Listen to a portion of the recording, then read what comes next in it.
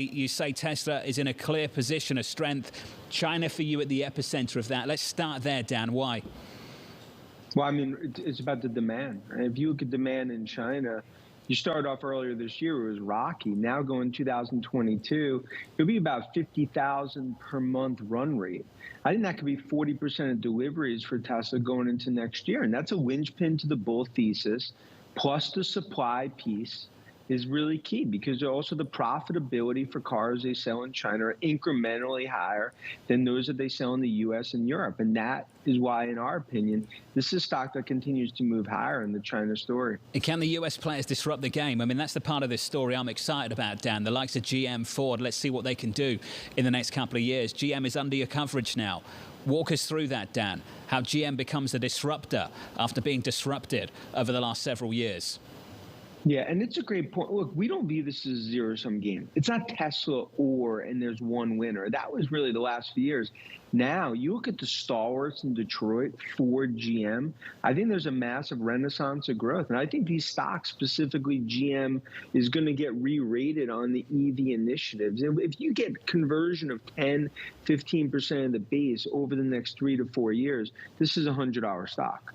And then you look at Ford, what Farley's done, I think that's another story that continues to get re-rated, because as me and you have talked about many times, I never view Tesla as an automotive company. I view it as a disruptive technology player.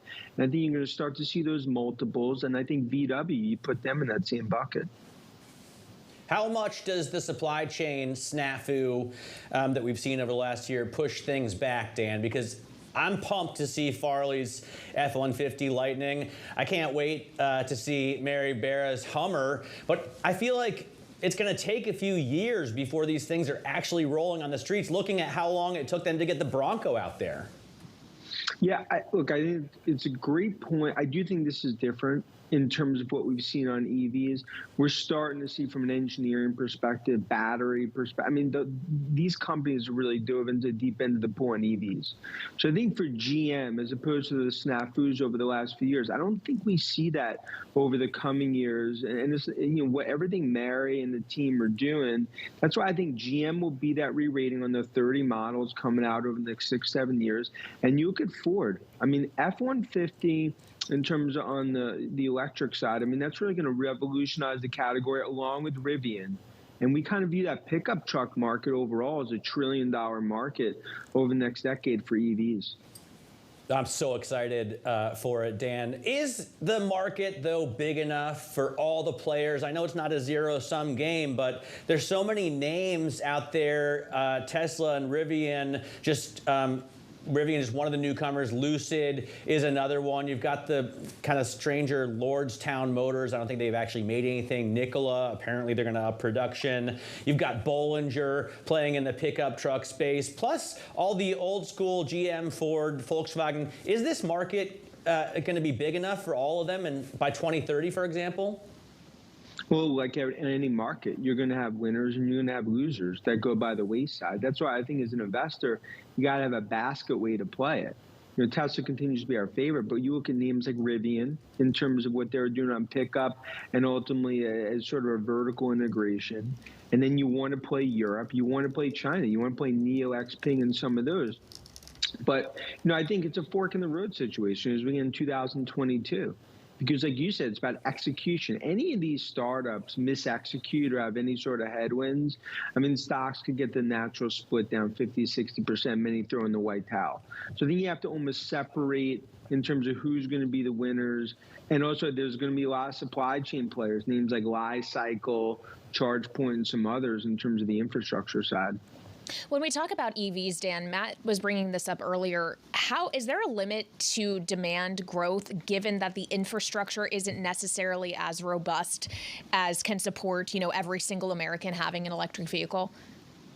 I mean, today it's only 3%. So if you look globally, 3% of automotive is EVs.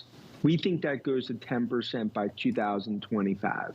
Now, the infrastructure today could support getting up to about 15% of autos being EVs. Now, ultimately, you're going to have to get charging stations up to about 500,000 by the end of the decade.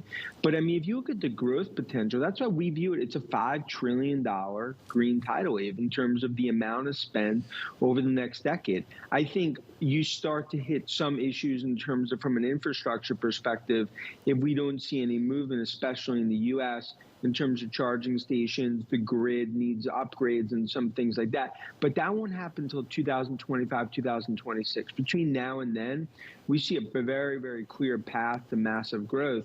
And of course, Europe, I think we're really starting to see acceleration there, which is why that giga Berlin factory is so important.